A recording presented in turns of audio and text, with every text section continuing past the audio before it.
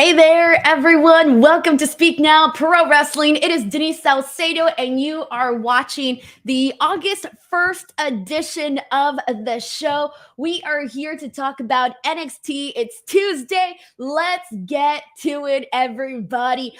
Before we get started, I do want to go ahead and give some shout outs, though, because one of the things that I have been promoting here each and every single week is that if you guys go and leave a review or any sort of rating on my Apple Podcast page, that I would make sure to highlight those people that do that. And we got a couple of reviews, a couple of new reviews that I want to make sure to give some love to. And so I want to thank those people in advance, because the goal is to get to 100 ratings, and right now I am officially at 37. So I want to thank the people that left some reviews. The first one here that I want to thank is Superman 4344 for sending in this review. It says, hands down the best recap pod in the biz, quick-witted, sharp, and funny. No one better. Superman, thank you so much for coming in here and seriously supporting what I do here. I thank you very, very much for that. Seriously, I appreciate it. We also have another rating. This is the most I've gotten, everybody, in like one day. We have one from Armando Colbian, and Armando says, Denise is always my favorite post-show review. So I want to thank Armando as well. And we have one more that I just didn't actually upload to the StreamYard. So give me 1 second while I upload it. But in the meantime, I do want to thank Armando and Superman. It's kind of funny saying Superman. It's like Superman came in here to help me out. And the other one was a Prince Akeem of Zamunda, who also left a review saying she has a great voice, she's knowledgeable, and is energetic. I want to thank you guys so much for doing that, for leaving that review on the Apple Podcast page, because it does help other people find my account. But let's get to NXT. Y'all know the drill. You guys want to get your questions, your comments, statements, hot takes, whatever it is, read here on the stream. At any point, you are more than welcome to send in a super chat. But let's get to the show. So this was the fallout of the NXT Great American Bash. I was here doing a watch along this week, so you guys pretty much already know my thoughts on the Great American Bash and everything that went down. Y'all saw the real live reactions, a really good time. It was a great pay-per-view. Honestly, I thought they did a phenomenal job with everything. And today's show was interesting because we have, usually when we watch NXT, I'm gonna go ahead and say we have maybe like 5 or 6 topics, 5 or 6 different segments that we really get into and talk about. But I felt that this episode of NXT, they really stacked it up. So we saw a little bit of everything here today. So I think that they did their best to show where certain people are going next and what they're going to be doing next, while also following up on some of the stories that, we had questions about. So I felt like today's episode of NXT was pretty, it's always the same amount of time, but it felt a little lengthier only because there was so much that went down here on the show. So I'm actually really excited to break it all down for you. But we got our first super chat of the day, and this is from Stephen Marchuli, who says, Carmelo versus Wesley, sign me up. So we mentioned that there's going to be new feuds, new stories. That is definitely one of the ones that we are that we're going to be seeing pretty soon. All right, so let's get to it, everybody. I want to go ahead and kick things off with Lyra Valkyria versus Jacy Jayne. So let's get to this one. So right now, Lyra Valkyria has sort of been, I guess you can say, put on the map, because that match with Rhea Ripley, we were talking about a whole bunch last week, and then we've pretty much, I feel like we've been talking so much more about Lyra because of that match with Rhea. So she ends up getting into this match with Jacy Jayne. So they've kind of been beefing. There was an attack that happened, and that attack happened on the Great American Bash. And so now we got the actual match between Lyra and Jacy. And this one here, I felt was a really good way of keeping that momentum going for Lyra coming off of that match with Rhea, because this match that she had with JC Jane, I was a fan of what they did here. What I loved about this match in particular was that JC Jane came in right away to attack Lyra. Like, she didn't even let the girl finish her entrance. Like, Lyra comes out with these big, I don't know, they're like feathers and these big shoulder pads. It reminds me of like the football shoulder pads with the but just add like some feathers into it. I don't know. It's a pretty interesting look. But anyway, so she comes out with that. She can't even take it off, man. And JC Jane is already attacking her. And so she gets her with like this really nice cannonball. And then finally, once they get to the ring, the match officially starts. But there were some really good moments. Like JC, because she did attack Lyra ahead of time, she did have the advantage for most of the match. But once we saw like Lyra go in there and get some really good moments, there was some good stuff. There was a moment where she did a crossbody and a Northern Light suplex on JC Jane, and she goes for the pin. It ends up being a 2 count. I really liked that portion. And then there was a really good spine buster from JC Jane that I wanted to make sure to point out. But for the actual finish, we see a beautiful spinning heel kick from Lyra Valkyria, and then she does her splash that we've been seeing now for quite some time, and she gets the win. So for me, I kind of felt like this was a good win to keep Lyra strong. And the thing about Lyra, guys, is that she feels like one of the women that, it's weird. It almost feels like she came out of nowhere and she just came right into NXT, and immediately things started going very well for her because she is good and she's a character and someone that you're starting to get really into. So I'm excited to see what things are, what her future is going to look like. But we got some good stuff in here. Let's see what the people are saying. We got Tony in here who says Lyra is a future NXT Women's Champion. Also suggests that she should join Damage Control at some point and replace Io Sky. I don't know. I think by the, oh, you're talking about JC Jane. So Tony thinks that JC Jane should join Damage Control. At this point, Damage Control, by the time JC Jane gets to the main roster, is pretty much going to be like no longer. Ellie TDM says JC is a menace. She's awesome. She is. And I've been a fan of JC's and I like what she's been doing. You know, the biggest story that she's been a part of, aside from everything that she did with Toxic Attraction, was really that program that she did with Gigi Dolan. And it's weird, but I still feel like things haven't felt super hot for neither JC or Gigi coming off of that feud. So I hope that they do kind of get back up there and they start getting into these, you know, bigger storylines. It kind of feels like they're just there at the moment. But we got the Bep Jr., who's been a YouTube member for 5 months. The Bep Jr., thank you so much for being a member for 5 months. He sends in a comment saying, I'm going to miss Cora on NXT. So in regards to Cora Jade, I don't know if there's anything going on about like her, you know, not being part of NXT or anything like that. But so nothing has like officially been said that I've seen or anything like that of Cora Jade not being in NXT. But also, I feel like maybe we're jumping the gun there. I don't know. Have I missed something? What did I miss here? What did I miss with Cora Jade? Someone inform me here for a second. I'm drawing a blank here on what the hell happened with Cora Jade. What the hell did I miss with Cora Jade? I'm supposed to be the one telling y'all what happened. Now instead, I'm asking here for everybody here. Okay, we got a super chat here from Sheldon Jackson. Oh, JC Jane, #1 fan. Okay, I didn't see that part. Everyone said she walked out of the... Man, I missed that part. She walked out of the locker room and said she quit after Dana beat her. And that she quit NXT. How did I miss that part? What the hell? I have like 20 different things that happened on NXT on my notes here, and I missed that freaking part. Oh my God. All right, so what the hell?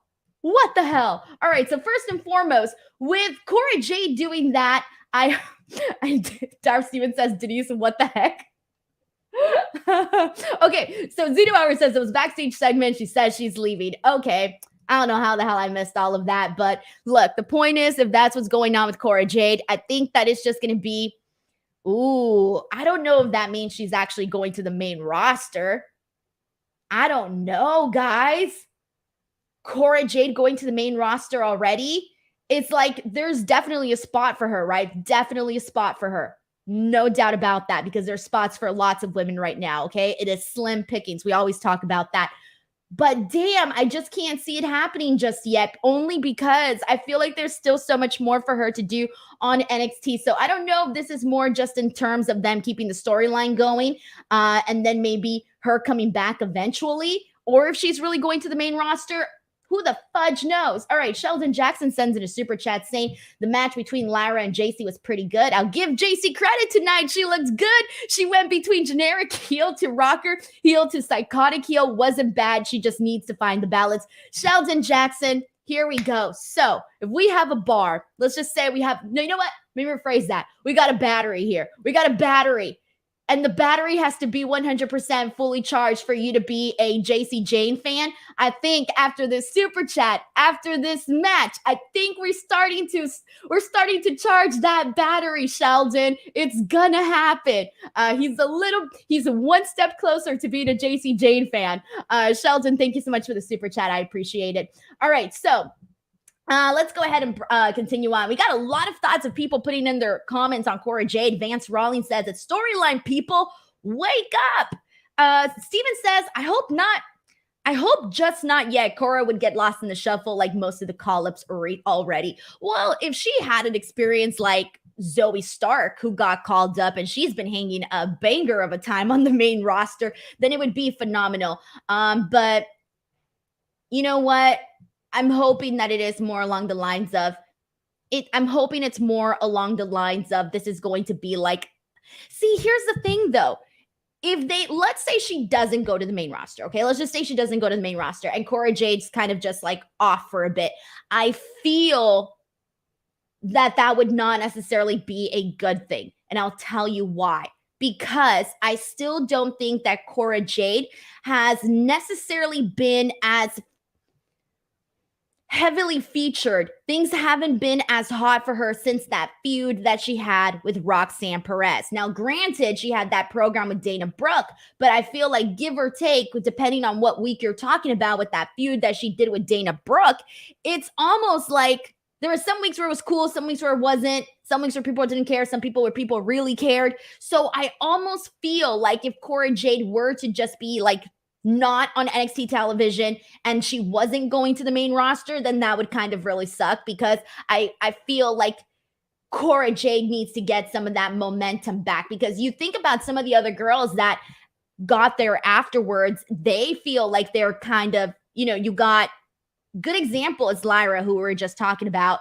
It feels like she's getting the ball rolling and, things are happening for her. You got Tiffany Stratton, who literally went from pretty girl with potential to all of a sudden she's the freaking champion and she's one of the favorites on NXT. And when you think about that, I was thinking that, we would have seen Cora Jade at the top of the mountain, like being NXT Women's Champion by now. Like I really thought that we would be seeing that by now if you were to ask me like a year ago, because it's felt like Cora Jade has always been at the top in terms of just like what they've been doing with the women. So I almost feel like there's been this shuffle, because again, we've talked about this with Roxanne Perez so many times. When Roxanne Perez was NXT Women's Champion, she felt like on top of the world. And then things turned around. We had Indy Hartwell become champion, and then she ended up going to the main roster, and then we're here with Tiffany Stratton. So it does kind of feel like there's been this shift in terms of the women that you thought were going to be at the very top,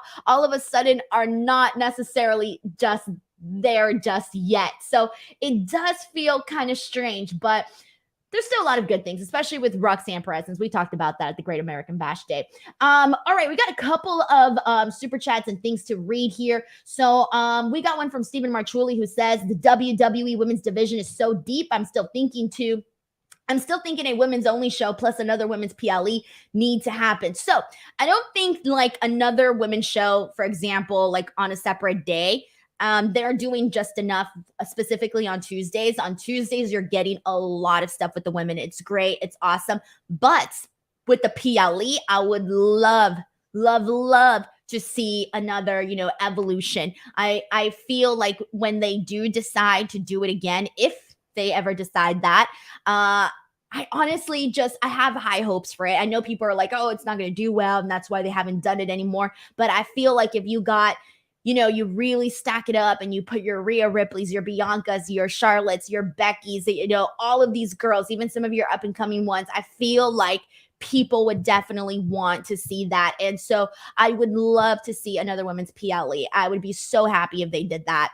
So freaking excited too, man. All right. But I almost think too, like the fact that they have not done it again, I feel like if they do bring it back, I think there's going to be people that are like, you know what? Like, let's tune in, because if not, this is going to be taken away again and we're not going to have it for years. So maybe we'll appreciate it a little bit more this time around, right? I don't know. Maybe I guess you can say hopeful wishing there. Tim Weinerger Jr., who's been a member for 3 months, says Cora shouldn't go up unless they have a story. Again, there's still a lot that she can do on NXT. So I'm kind of on the hopes that this is just part of the story, and she's cool. She stayed on NXT, at least for the time being.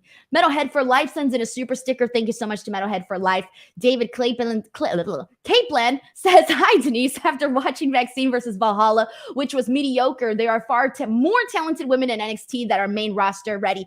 Yes, I agree. But really quickly, though, with Maxine, though, that's part of the story, guys. Like, part of the story is that she's learning how to wrestle, and Chad Gable is teaching her, and she's the hot girl that's hanging out with these guys that you probably wouldn't consider her actually hanging out with. So for me personally, I'm totally okay with what they're doing with Maxine. I think it's so much fun. Not everybody needs to go out there and be a 5-star wrestler. Maxine's going out there. She's having a good time. The story's fun. The only thing that I think was, and this is something that I said on the Raw post show last night, was I did think that, like, that's not the case with Valhalla. Valhalla, like, we don't get to see her wrestle that often, right? But her story is not that she's learning how to wrestle. That's Maxine's story. So I think that if they were going to put Maxine in there with somebody, it should be somebody that just felt a lot stronger in ring wise. And you can tell that Valhalla just did not feel strong in ring last night, and that was very unfortunate. And so again, it goes in line with Maxine's story, but I did think that there needed to be a lot of work there with Valhalla, because there was moments where I was watching and I was going, oh no. And so that was a little bit unfortunate, but I do like what they're doing with Maxine, and I hope they keep it going. Thank you so much to David Caplan for sending that super chat in. Mike Perker says, if Cora goes away, everything depends on how she returns. Remember, surprise returns are huge. It always is, right? Every time you don't see somebody for a hot minute and then they come back and you're like, yeah, I love this person. But Cora Jade is such a good heel, though. And I get it. You have Tiffany Stratton, who's a big heel there, too. You got a lot of really good heels, too. You also got Blair Davenport, who's another good heel on NXT for the women's roster. But I think Cora Jade is a really good heel. Like, I remember when she was like, well, whatever happened with, well, clearly Wendy Chu, she was, she ended up being injured and all of that happened. But do you guys remember how mean Cora Jade was to Wendy Chu? Ooh, that was good. Mike Parker, thank you so much for the super chat. Steven says HBK needs to book the women's PLE. Hey, man, he's been doing good with the women on NXT, and you cannot doubt that whatsoever. Allie sends in her thoughts saying, I'll be honest, Denise, I want to see Cora, Roxanne, Carmelo, Nikki, or Tiffany on the main roster. That would be amazing. Eventually it'll happen, guys, but that'll happen eventually. Mikey Jr. says, put Cora with Braun Breaker. I mean, they are dating and he's mean right now. So Cora, I mean, they could definitely do that. Would add something, be cool. I wouldn't mind that at all, actually. All right, so let's go ahead and press on because we still got so much more to talk about here today. Let's go ahead and get into everything that went down with Trick Williams and Carmelo Hayes. So our favorite friends on NXT. This feels so, I honestly kind of felt a little bit bad because since we've seen Carmelo Hayes, we've been seeing Trick Williams with him, right next to him, and they've been friends, man. They've been homies. We've been seeing them, hang out and do their thing and all the fun stuff they've had, and there's never been like any bad tension between them. There's never been like anything annoying with them. They didn't force or shove the friendship down our throat. They were just friends. And it worked, having Carmelo Hayes go out there and go on the mic and say his things and put himself over and cut his promos, and then Trick Williams being there and helping hype up Carmelo Hayes. It's all been good.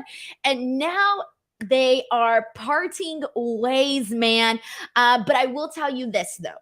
Usually when we see a tag team break up, it's usually because one person turns on the other person and things get ugly, and then they end up going in a feud, getting into a feud with that person, and then eventually they go their own way. Well, it seems like things are looking right now a little bit differently, because the way that things happened between Trick and Carmelo, it wasn't nasty, it wasn't brutal. It was Trick Williams literally telling Carmelo Hayes, like, you're the man, you know, I'm ride or die, but you're the champion, and you know, I'm looking like your sidekick. And Carmelo's like, no, like, that's not how I see it. But he's like, that's how the people see it. And he's not wrong. He technically is seen like the sidekick. He has been the sidekick to Carmelo Hayes. So he's definitely not wrong in that whatsoever. And then he says, this is not a breakup, but I gotta be my own man. And mic drop right there, guys, because I don't think there's one person in here that can go out and say, oh, Trick Williams is wrong. No, the dude wants to be his own man, his own person, wants to be champion someday. You got to respect that. And so I love the way that they respectfully ended this partnership, this partnership really between Trick Williams and Carmelo Hayes. Now, I don't know if down the line they're gonna, you know, have them go up against each other.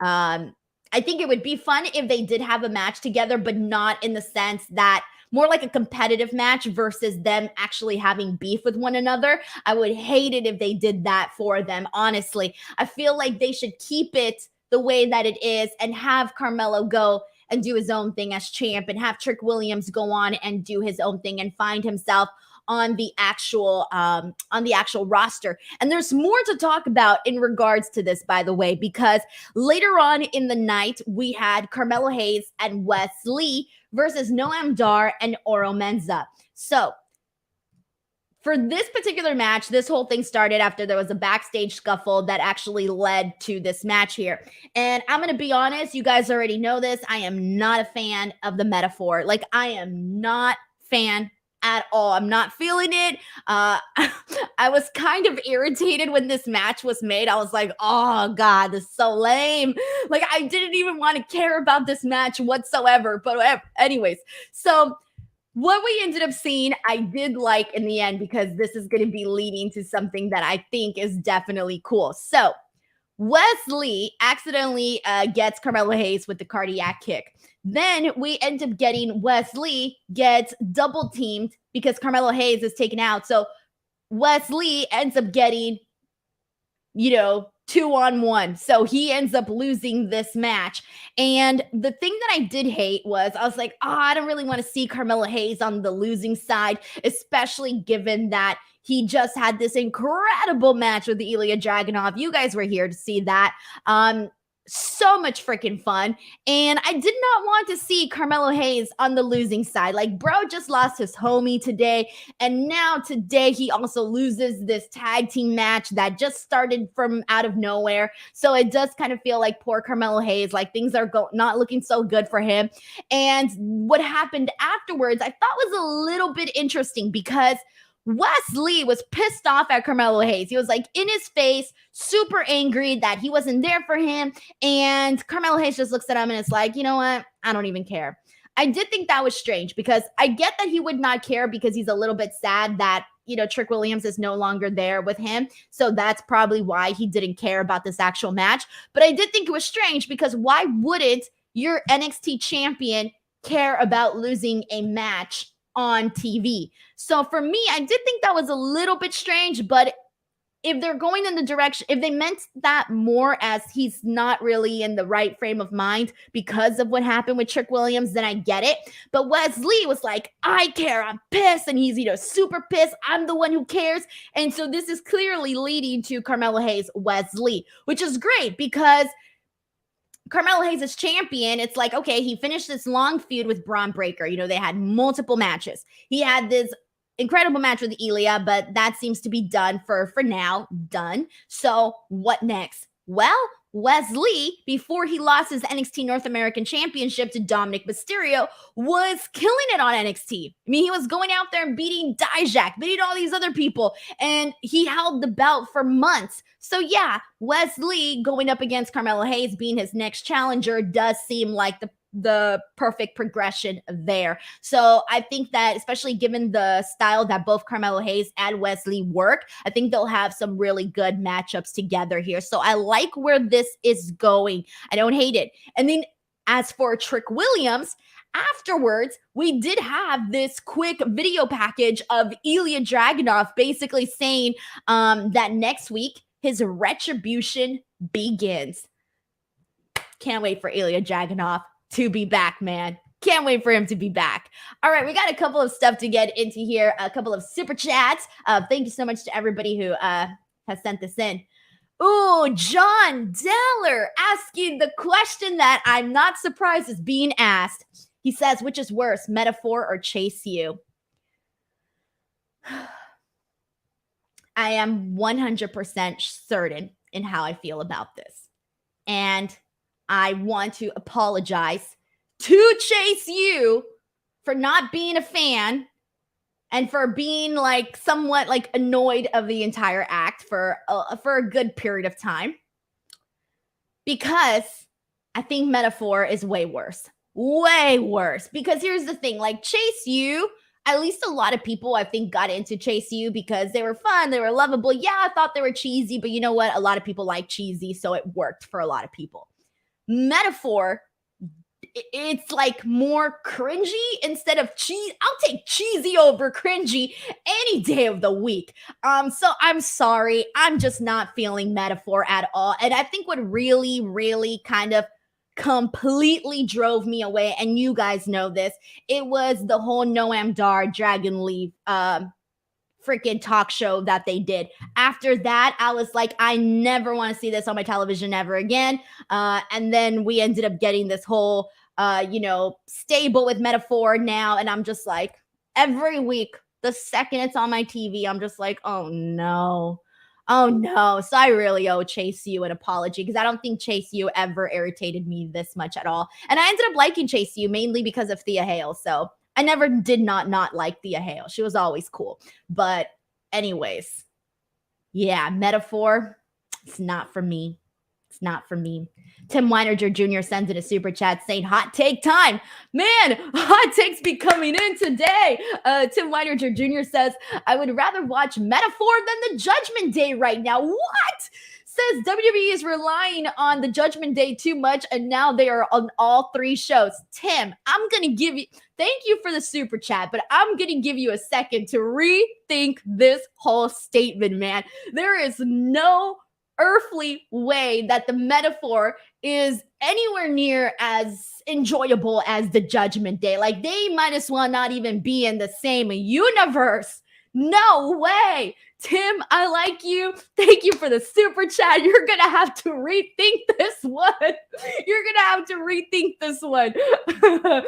Tim, thank you so much for the super chat and getting me hot here. Getting me hot. Metalhead for Life, also, thank you so much for the super sticker. Shout out to you, my man. Thank you so much for all your kindness and generosity. Tim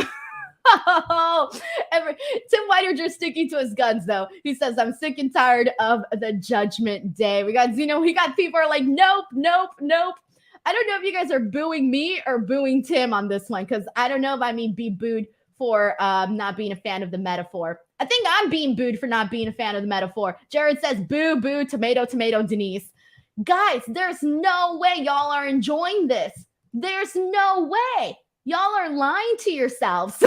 You're lying to yourselves. There hasn't been anything interesting with the Metaphor.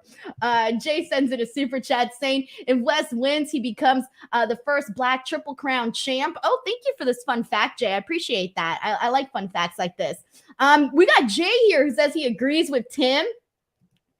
Okay. So maybe it wasn't necessarily like a complete there's no way that more people, sorry, Tim, I love Tim. Tim's a member here of the YouTube channel, but there is no way that more people would much rather see the metaphor than the Judgment Day. Ain't no way. Zeno Hour says, embrace the metaphor, Denise. No thanks. You can only have it one or two ways, guys. I either root for Chase U or I root for the metaphor. And as of right now, call me Chase U #1 fan. I'm going to go buy myself a freaking Chase U sweater. That's how I feel about this. Steven says, I don't fully agree with Tim, but WWE has to be careful about running the Judgment Day to the ground. Here's the thing, though. Oh, shit, we got a lot of people here agreeing with Tim. What is happening? Tim right now is like, yes, I succeeded. What?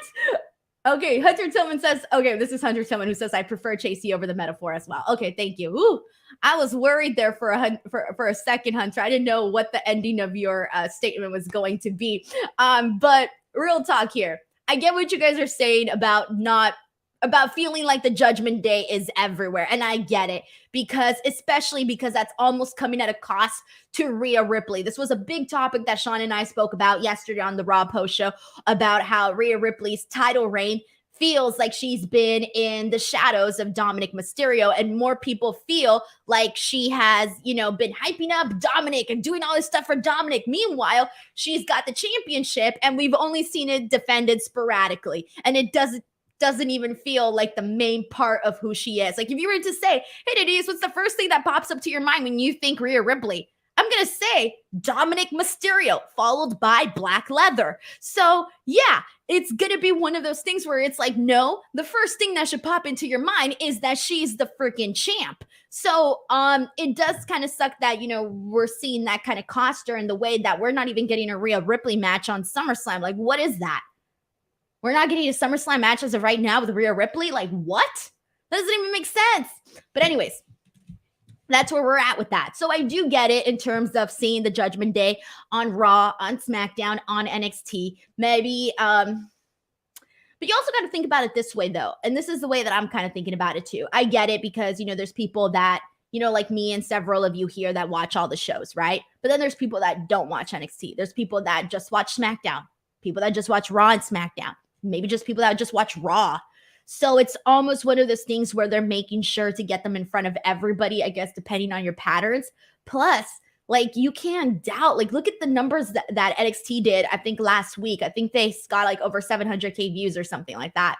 You can't doubt that. And you know what? I get it, though. Here's the thing. I don't mind seeing them across all the brands, but when they do come out, I think it's more so that we want something that actually serves purpose.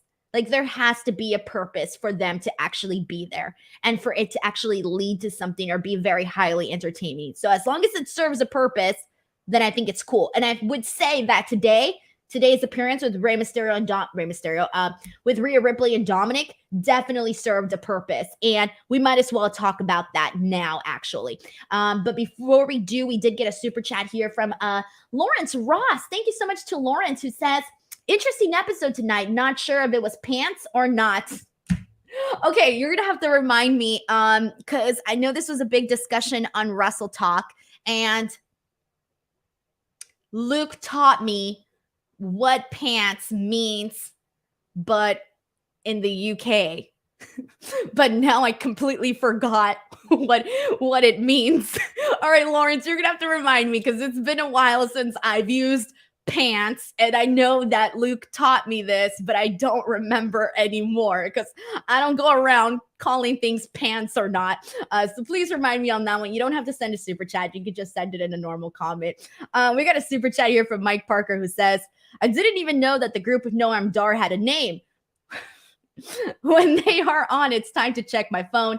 If I was at a show, they would be the food bathroom break. So I'm with you on that one. Thank you, Mike. Happy to see some people agree with me. But I'm going to give Metaphor a chance. Well, every week I give him a chance to win me over. And it hasn't happened yet. Hasn't happened. So we'll see. But there you go. You learned something new. They are called Metaphor. Thank you, Brandon Rosen. He says pants equals rubbish. All right. So Lawrence Ross says, interesting episode tonight. Not sure if it was rubbish or not. Okay. Pants equals rubbish. I wouldn't say it's rubbish. Rubbish is too harsh. I thought it was a decent show and a nice follow-up to the Great American Bash. So definitely not rubbish. Heidi Ho sends in a super chat. Hey, Heidi Ho says Rhea was having problems with her kneecap popping out. I assume they're trying to not overwork her and still keeping her relevant. Yep, and this was something that also Sean mentioned yesterday on the Raw post show. So that is something to be cognizant of for sure. But I still think, given that she's been doing, all of these house shows and things like that, I do think that, we could have probably seen that instead on TV. Honestly, like we could have seen more TV stuff, or at least like get something going for a bit. Like we're just starting this Raquel thing. Obviously they have history together, so that definitely helps. But in terms of the main roster, we're just really getting this going with Raquel and Rhea Ripley. But anyways, Heidi Hope, thank you so much for that super chat. And let me finally get into Dominik and Rhea. So once again, they both come out and they're both bragging about each other. It's how it always begins, guys. It's how it always begins. And then Dragon Lee comes out and he says that he's not going to let Dominik Mysterio disrespect the NXT universe or his heritage. And he questions Dom calling himself the greatest luchador of all time. And he says, no one believes that. You don't even believe that because the greatest is your dad. And this got a great reaction because it's true. He is definitely the greatest. And then there's a little bit of some stumbling here, but it all leads to Dragon Lee mentioning the cojones of Dominik. And then Rhea chimes in and she's like, Dom's cojones are bigger than yours. For those of you who do not know what that means balls. So just in case it didn't hit when you guys watched it, maybe it'll hit now. And then basically we find out that Dragon Lee is going to have Rey Mysterio in his corner next week when he has a match against Dominik Mysterio. And of course, Rhea Ripley is going to be in his corner. And this was cool because we got Rey Mysterio on screen. And we necessarily haven't seen them circle back to Rey and Dom since WrestleMania. Now, I'm not expecting them to do Rey and Dom again. I mentioned this on another show, but I feel like they already did everything that they could possibly do there. And it ended at such a high note on such a great event that I wouldn't want them to do Rey Mysterio versus Dominik again. But that doesn't mean that we can't have situations like this where, Rey Mysterio is out there with Dragon Lee. And then later on NXT, there's a moment where Axiom confronts Dominik in the parking lot. And then Dominik is being those people that are like, y'all look the same. You know what I mean? So Dominik was playing up the heel real great here because he looks at Axiom and he's like, didn't I already talk to you? Like, I already talked to you out there. Like, what is this? So he's just confusing everybody and saying that they all look the same practically. So that's what we got from Dominik there. And then Axiom's like, no. So before that can all kind of finish, Mustafa Ali comes out and it seems like he's trying to get a rematch, but he's unable to because Axiom kind of gets in his way. And so ends up being a thing between Mustafa Ali and Axiom. So cool, because Axiom and Mustafa Ali, are you kidding me? I'm here for that. You know that's going to be a fun match. But I did like Dom just being a jerk and being like, trying to confuse Axiom and Dragon Lee. Come on now. So Dominik played that part up really, really well. We got a super chat here from Heidi Ho who says, Matthew McConaughey and Kurt Russell are filming a movie down the road. Lower Alabama is the real LA now. I was like, I started reading your super chat and I'm like, why is he talking about Matthew McConaughey? I did not know where this was going at all. I like Matthew McConaughey for the most part. Like, he's funny, but pretty much the only movie I really recall watching of his is How to Lose a Guy in 10 Days with Kate Hudson. Now, that's an awesome movie, but I don't think I've ever really watched any other Matthew McConaughey movie. I think that's pretty much it.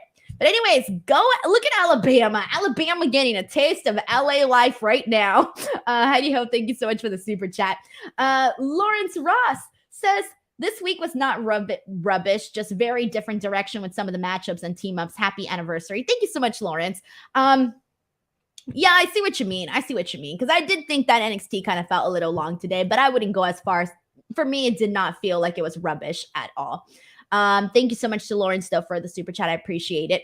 Also, yes, Scarf George mentions the Twitter being X. So during the watch along, I had told you guys that my phone was still Twitter. Well, hate to break the news to everybody, but my phone is now the X. They took my Twitter out, guys. Like 24 hours after that stream, like literally around 5 o'clock the following day, I saw my little bird go away. Rip the pajarito. Rip. Hunter Tillman says, Denise, you haven't seen Magic Mike? I did, but I don't really remember that movie. Like, I watched it, but I don't remember that much about it. All I remember is Channing Tatum and freaking Kevin Nash. Those are the only things I remember from Magic Mike. Did I even watch Magic Mike? I swore I watched Magic Mike. Now that I think about it, Hunter, I'm like, why don't I remember anything else from Magic Mike?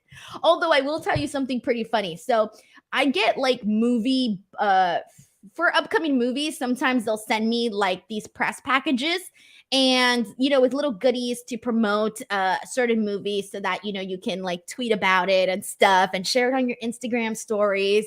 And they sent me this big box for Magic Mike XXL for XXL. And my grandma uses the little hat now when she goes running.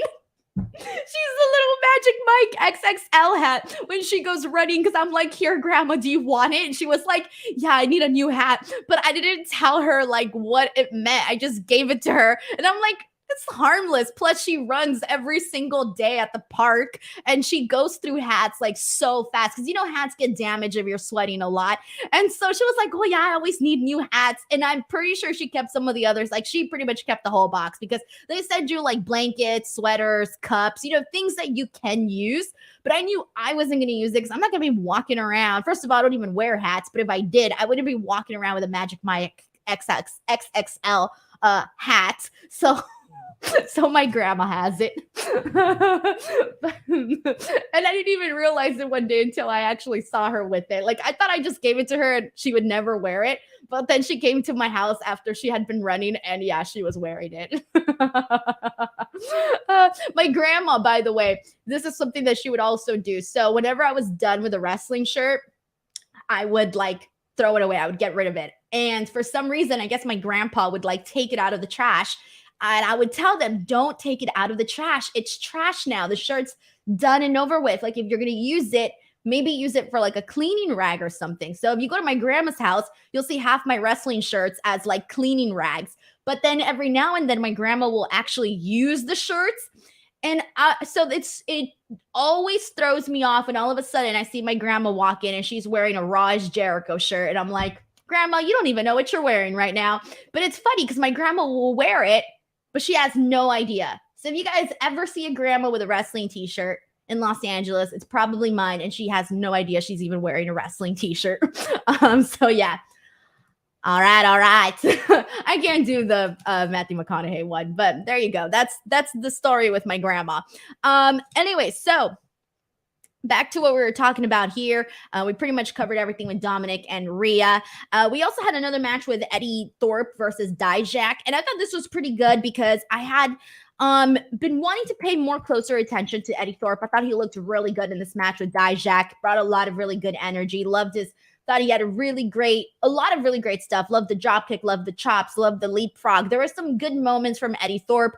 Dijak ends up getting the win. And this was cool because, you know, Dijak came into NXT and he felt like they were going to do something big with him, right? Like they were almost presenting him like the Punisher. And so I felt like it was going to go really well for Dijak, but it almost feels like he's really just been there to complement somebody else and to get somebody else moving forward. I kind of want to see Dijak get his turn, but anyways, he goes out there and he gets a win over Eddie Thorpe in a match that was not bad at all. And we also got to see a little bit more of Eddie Thorpe here on NXT. So I kind of felt like this was a win-win for both sides. But let's move on into Thea Hail and everything that happened with Baron Corbin and Andre Chase. So as you guys know, Andre Chase threw in the towel for Thea Hail at the Great American Bash. And This is funny, but it also concerns me because now I'm like, what are they doing with Thea Hail? Because so there's a backstage segment where they're being interviewed by Mackenzie, and Thea's like really sad. You know, she's got her face down. She's got the puppy look, sad little face. And she's very sad, looking at the floor, everything. And at first, she seems like okay with the fact that Andre Chase threw in the towel. You know, she seems to understand why he did it. But then the second he mentions it, she freaking goes from 0 to 100 and snaps. And she's like, you didn't have to do it. You didn't have to throw the towel in. And she was pissed. She was pissed. And I did love that switch of like sad puppy dog face to all of a sudden she's the freaking Hulk and she's so angry. And then Baron Corbin comes through and he starts kind of, you know, talking his shit, right? And Andre Chase kind of has this couple of words with him. And then he gets into the face of Thea Hail. And this worked so freaking well. I love this because I hated it so much, but in a good way.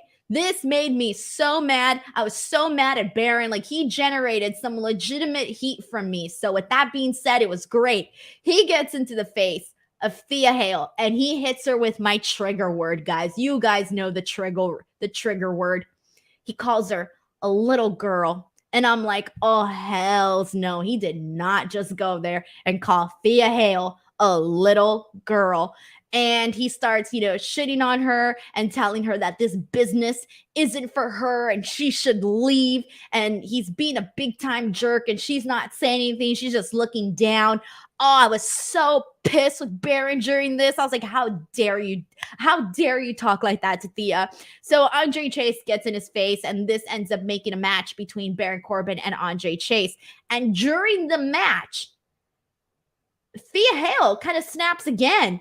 And she ends up throwing in the towel for Andre Chase while he's getting his butt kicked by Baron Corbin. But the referee doesn't actually see it. And so Thea Hail doesn't necessarily get her way here. And eventually we do see Baron Corbin win, but not because Thea threw in the towel. So what this tells me, what I'm kind of feeling here is that I think we're no longer going to get the same Thea anymore. Because think about this. Remember when she was kidnapped by the Schism? And for those of you who don't watch NXT on a weekly basis, I know I just said kidnap. We have a lot of kidnappings on NXT. So the Schism, remember when they kidnapped Thea Hail and she was all traumatized and Andre Chase was like babying her and Duke Hudson was like, you need to stop babying her. All of that. And now she ended up getting screwed by her friends. To me, it feels like they're kind of destroying Thea Hail, where she was this happy-go-lucky, sunshine and rainbows and flowers and stars, unicorns and freaking all of that. And now she's being impacted by this dark world around her, which is causing her to lose a match, being screwed by her friends, and then again being kidnapped. So it makes me wonder, are we going to see a dark version of Thea Hail? Is Thea Hail going to change because of everything that's been happening to her on NXT? That's the vibe that I'm getting here. I don't know if that's what they're doing, but that's the vibe I'm getting with. I think we're going to see a change in Thea Hail. I don't know. Tim Weinerger Jr. sends in a super chat saying Thea going heel. It feels like that. But she might not necessarily be a heel in the way that we think your generic everyday heel is. I feel she's just going to be like this dark presence, but she still might come off as comedy because of her personality. So she might be like, I don't know. I think it's going to be like half comedic, but she's going to be dark, like a dark character, but like funny. It's almost like, imagine, I'm trying to think of what would be a good like version of like what I'm trying to picture here. Like, who's like the happiest wrestler that you know? I think of Sami Zayn. Okay, now imagine Sami Zayn all of a sudden is like gothic. That's what I'm picturing with Thea Hail. That's the best thing I can think of right now. I can't think of a better example right now. The point is, I think we're going to get a creepy Thea Hail. I don't know. This is just my prediction right now. And I was right on my Great American Bash prediction. I don't know if I'm right on this prediction. This one feels a little bit too out there, but I don't know. Patrick Scrogan says, I'm not mentally prepared for a Thea heel turn. Oh, what if she does like a Wednesday Addams thing where all of a sudden she's like a Wednesday Addams? Oh, Heidi Ho says female Cactus Jack. Okay. We could maybe see that where all of a sudden she's got like split personality. She's 1 second she's normal, lovable Thea, and then the next she's a monster. Oh, I'm here for that. Grande Hero says Thea's character arc is pretty much her getting screwed first by Drew and Charlie, then by Chase. Yeah. And the girl got kidnapped. We still don't even know what they did to her. They never even really told us. Like, she just came out and she's got the big bug eyes and she's terrified and the woman is shaking and she has PTSD. She's traumatized. Things have happened to Thea. Things have happened to her. Tim Weinerger Jr. says Thea becoming Julia Hart. But here's the thing, though. With Julia Hart, she embraced it. She embraced the darkness. I don't think she's going to embrace it in that manner where all of a sudden she's so evil. I think she might go along the lines of like a split personality. I don't know. We'll see. Because Julia doesn't feel like she does not have a split personality. Julia's evil. That's her whole thing. She's evil. She went to the dark side and she likes it, you know? So anyways, let's see what else we got here. All right. So that is the whole situation with Thea Hail and Chase U and all of that. Let's see. Let's get into Yulisa Leo and Valentina Feroz versus Elektra Lopez and Lola Vice. So a couple things to mention here is this was the Latinas match, man. I felt like all of a sudden I was going to get called up and be like, yo, Denise, get into this match because this was all the Latinas in the match. Shit, I felt like I had to pop in just to be part of it. The one thing that I do find funny though about this is that, and here's one of the things that I think that they shouldn't always do, but have you noticed that they always give all the Latin women Spanish songs? I feel like you gotta set them up for success, and doing so, you have to differentiate them. You have to, not just make their gimmick being Latina. Like, that should not be the gimmick, okay? Like, this ain't the Mexicools. Like, you should give them, give them a different personality in terms of, how do I explain this? With Rhea Ripley, when she comes out, she's dark, she's Rhea Ripley. She's a badass. Like, her personality is not her being white or anything like that. That's not her personality, right? No. It's just her coming out and being Rhea Ripley. And that's the only example I can think of right now. But Becky Lynch, for example, she doesn't come out and, her gimmick's not that she's, Irish or anything like that. I forget, or anything like that. She comes out and she's the man. So I would want to see something like that for the Latin women where it's not. And that was the whole thing with Raquel, because they did the same thing to Raquel on the main roster. Like, she comes out and she's got the music and she's smiling and that's it.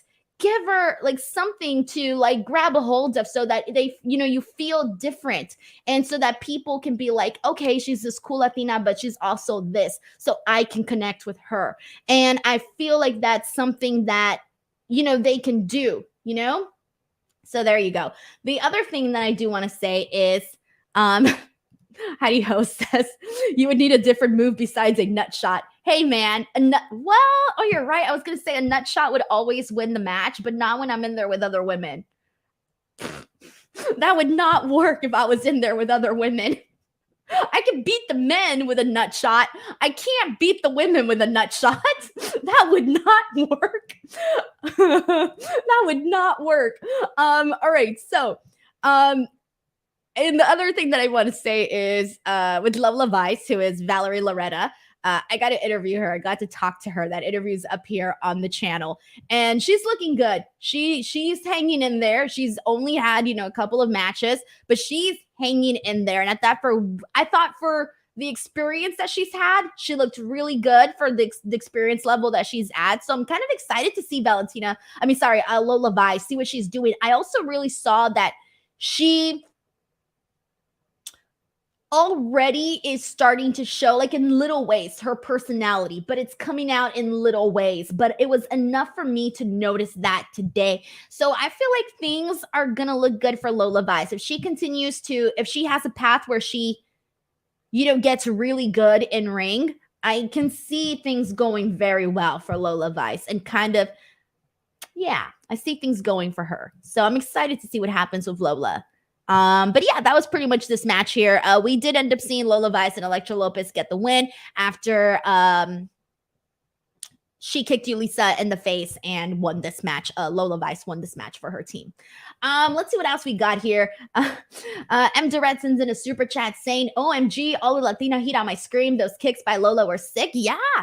Regarding the music, they always do stereotypical things with minorities. Yeah, I know that. Like all the time. All the time. They do it with everybody. And that is one thing that I would like them to change, or just don't make everybody feel like the same, Don't do that. Like, let them find a personality. Let them find a character. Let them find some sort of gimmick. It doesn't just have to be that. Yeah. So anyways, M. Durant, thank you so much for the super chat. I appreciate it. And let's see what else we got here. Hunter Tillman says, I'm still scratching my head about why they erased the NXT Women's Tag Team titles.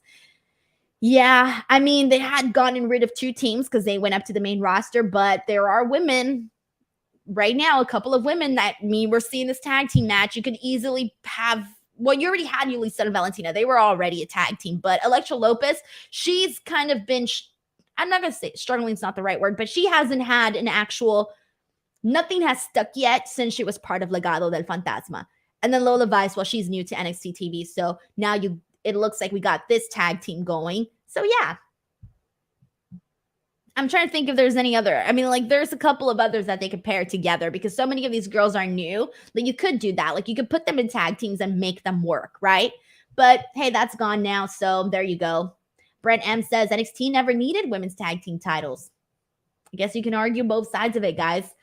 All right, so let's go ahead and continue on from here. We got a quick video package of Tiffany Stratton saying she's going to be back next week to pretty much see who her next opponent's going to be and or either do a celebration. And she did this on TikTok. I kind of found it weird that Tiffany Stratton wasn't on today's show because I felt like she was the only person they promoted for NXT this week. Like, you all saw, there were so many Tiffany Stratton commercials.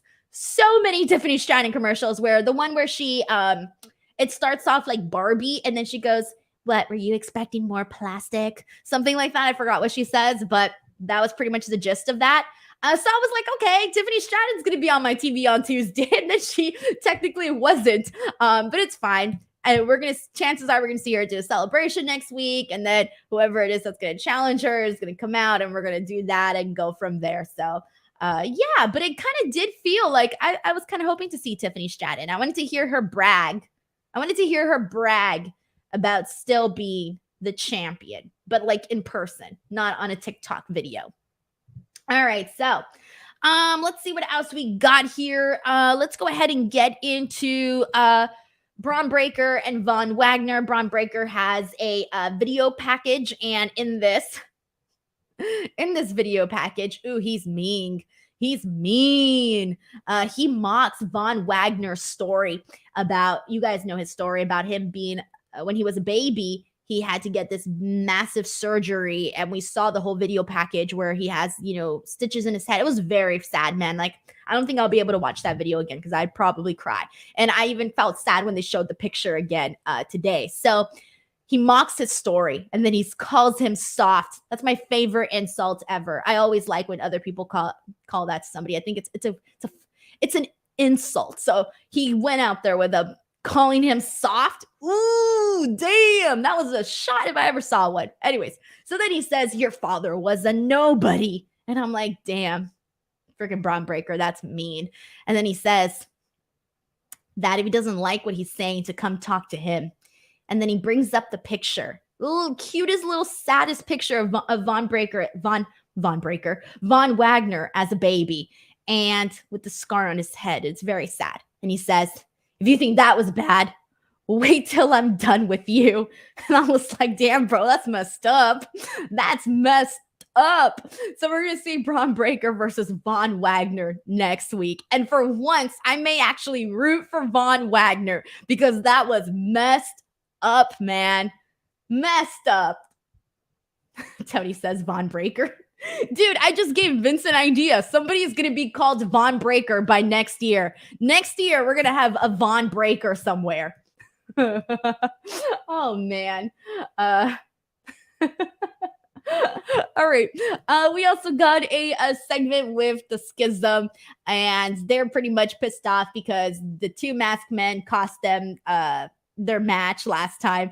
And so they're pissed. They're trying to figure out who it is. And so they unmask the two guys, and it ends up not being the Creed brothers. They're expecting it to be the Creed brothers, but it's not. They're apparently on vacation in front of a really awesome green screen. And it was really funny, actually, them being in front of the green screen. And they emphasize, like, we are in Orlando. We're here on vacation. Thank you guys so much for this vacation. And this ends with the Schism basically saying that they want the Creed brothers. And we also saw Ikeman Jiro at one point. Dude, I forgot Ikeman Jiro was on NXT. Literally, during this, I was like, is that Ikeman Jiro? What? Didn't even remember he was on NXT. That's very unfortunate. Man, we didn't even get jacket time no more. We don't get none of that. This is done. We haven't seen any of that. All right. Now let's go ahead and get into the last and final thing to talk about. But before I do, just a friendly reminder that tomorrow I will be back here to talk about AEW Dynamite. It's going to be the 200th episode of Dynamite. I will be here with Reg, and we will be breaking that down. And then on Friday, I will be back to talk about Smackdown. Announced so far for that show is LA Knight versus Sheamus. And then, of course, and it's, of course, the go-home show into SummerSlam. And then Saturday, I will be here for a SummerSlam watch-along. So that should be pretty fun. We just had the Great American Bash watch-along. So if you watch that, you know what to expect for the SummerSlam watch-along. So make sure you guys come in and be part of that. It'll be a good time, especially because it's a big show. So that'll be pretty cool. I still haven't decided what I'm doing for Collision, guys. There's been a couple of people that have tweeted me and commented on the YouTube video saying that they're okay with watching the post show on a Sunday instead. So I'm considering doing that. The only thing that's kind of got me a little nervous is that I'm going to the Taylor Swift concert on Thursday. And the last time I went to the Taylor Swift concert, the start of the Eras tour, I lost my voice for about 2 weeks. So I'm going to have to really not scream at the top of my lungs in order to keep working throughout the week. So I'm a little bit nervous, and it's something that I'm going to have to be aware of at the show. I'm going to be the person that's going to have to whisper. I'm going to be like, yay, Taylor Swift. Yay. That's literally gonna be me, just so that I can save my voice. But anyways, if all goes well, then maybe I'll be here on Sunday. I'll let you guys know. All right, I'll let you guys know what I do. But let's get into Gallus. They end up having a match with Tony D and Stax, but Tony D and Stax bring in a third person, and Tony D comes out and they announce that the third person is none other than Santos Escobar. Now, I know it feels like many moons ago, but Santos Escobar was previously on NXT, and his last big feud was with Tony D. And all of that, we had the whole feud that lasted, God, what feels like months between Legado del Fantasma and the D'Angelo family. There were kidnappings, there was meetings, there was all these, God, they did so much during that. And basically at NXT Heatwave was the last time we saw Santos Escobar, because he lost a street fight match to Tony D'Angelo. And so basically got him banned from NXT. So after all of the kidnappings, all of the drama, the betrayal, everything that went down, the banning of Santos Escobar, at the end of the day, when Tony D needs somebody to come out here and help him out, he called Santos Escobar. And I could not believe this. given everything that they went through, the whole story. And all of a sudden, we're seeing Santos on our screen. By the way, I loved the fact that he got this great reaction. They got some really good crowd shots of people being like, what? They're friends now? At the end of this match, it was a fun little match that they had, by the way, and they get the win, and they're all hugging, and I'm looking at this going, man, y'all kidnapped each other's friends. You, in storyline, got them banned from NXT. You guys are friends now? What is happening here? This was great, though. This was a fun moment, and what can I say? It just felt like full circle. No matter what, no matter who kidnaps who, you can still be friends. You can still be friends. Mike Parker sends in a super chat saying, I was wondering if they were going to bring Two Dimes back from the dead. I didn't know who they were going to bring. I had no idea, but I can tell you that Santos was definitely not on my mind whatsoever. But, given the fact that they're, bringing all these main roster talents, yeah, I guess you could say it was a given. But then again, with everything that happened in their whole history on NXT, you would not necessarily be expecting them to be friends. But there you go. Legado del Fantasma, the D'Angelo family, finally made peace, guys. Finally made peace. Thank you so much to Mike Parker for that super chat. Let's see what we got here. Tony says, Tony D and the LWO coexist. I think what I liked about them doing this, having Santos in this, it's more so that I guess in a way, there's almost this respect between them where it's like, yeah, all of this happened, right? But at the end of the day, there's respect because they were able to go toe to toe with one another and, play mind games and do all these, dirty things to each other for months on end. So when Tony D needed somebody who was street, somebody to have his back, somebody he knew who would get the job done, he called Santos. So to me, it almost is like a sign of respect where it's like, yeah, we had our history, but I still respect you above everybody else. So let's do this. Like now we're friends. We're cool. So I kind of liked that. That's how this all ended because that was literally, I think that the story that they did with Legado and the D'Angelo family was probably the first story. And guys, you can correct me if I'm wrong, but it was one of the first stories from this new era of NXT that I think NXT viewers really got behind in terms of during that time when they were doing that feud, we were getting all of these new faces, all of these new people. They were starting up all of these little different stories here and there. But the story that each and every single week they had all of these vignettes for, they had, so much months of storytelling that I feel like it was the first story of the new NXT era that really felt like a big deal that people were actually enjoying and getting behind because they were doing such a good job with it. They were doing a good job with it. And so it kind of feels nice to see them come back. But anyways, that's what we got there. All right. So Zeno Hour says real friends kidnap each other. Denise. Oh yeah, for sure. Oh man. All right. Let's see what we got here. Ash Vinash says, so this is like how the New Day and the Usos prior to the Bloodline storyline vibes. Yeah, but I don't think there was any kidnappings there. There was kidnappings here. Like, I remember, who was it that they had? They had somebody, oh my God, who was that guy that came out? Y'all remember the guy that came out that was kind of cringe and like the promos weren't great?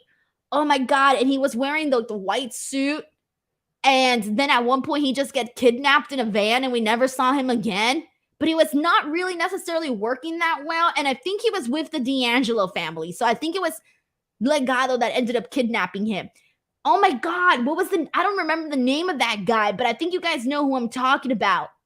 Yes, thank you, Ender Buckley. Says the accountant or the lawyer or something. Yes, like that guy. Like, remember when he came out and people were like it wasn't good. And then he ends up just getting kidnapped. And then we never heard from him again. We can't even remember his name. That's going to kind of bug me a little bit. But yeah, like for some reason, he was like probably like the least interesting thing, but his kidnapping was actually really hilarious. And so it's one of the highlights that I remember from this whole feud with Tony D, with the family and Legado. So Zeno says it was a hockey dude. I don't remember. Y'all know who. AJ Galante. Marvin, yes, AJ Galante. That's who it was. I remember his last name. I don't really remember his first name, but I'm trusting you that it's AJ. But I remember the Galante name. Yes, thank you. Marvin says, I think that's his name. It had to be Galante. I remember Galante from somewhere. It had to be Galante. We're just going to go with that. His name was Galante. Something Gatante. Galante. Someone says Luca Crucifino. Man, what the hell is this guy's name? AJ, hold on. Let me Google this really quick. AJ Galante. Yeah, AJ Galante, WWE. Yeah, wait, let me see. Images. It's him. Yes, it's him because I remember this particular scene. I'm going to upload the picture really quickly so those of you guys could know who I'm talking about. I don't know why I'm talking about this again, but I'm talking about it. God damn it. Where is this picture at? Oh my God. Hold on. Didn't actually download. I hate that. I hate when that happens. All right, 1 second. Here we go. Let me screenshot it. This is the guy. So he had the funniest kidnapping ever. He came out, had a terrible segment with Tony D in the ring, and then afterwards he ends up getting kidnapped, and the kidnapping actually kind of really worked out. This guy. Here we go. There was that guy. He's the one who ends up getting, Santos Escobar abducts AJ Galante after a sit-down meeting, and this was back in May. So back in May, this guy ends up being kidnapped, and his kidnapping stood out to me. Oh, this is so bad, guys. This is so bad. We're out here talking about kidnappings and things. Good stuff. All right, everyone. That was NXT for today. Thank you guys so much for coming on. I seriously appreciate you guys so much for hanging out with me each and every single Tuesday. Before I go, just another friendly reminder to everybody. If you're not on Facebook, and if you are on Facebook, go ahead and give me a follow on Facebook. Denise, it's facebook.com/Denise Salcedo official. I'm trying to get to 5,000 followers so that I can get monetized on the actual app. And so, yeah, go do that if you guys want. And then, of course, please do not forget to head on over to Apple Podcast and leave a review if you guys enjoyed this podcast or any of my previous podcasts. Please go leave a review. It really means a lot to me. I'm trying to get to 100 ratings by the end of the week. And last week was the most reviews that I've gotten. So let's keep it going, guys. I want to thank you guys in advance if you do those reviews. All right, everyone. Good night, and I will see you guys back here tomorrow with Righteous Reg for AEW Dynamite Conversation. Goodbye, everybody. Take care.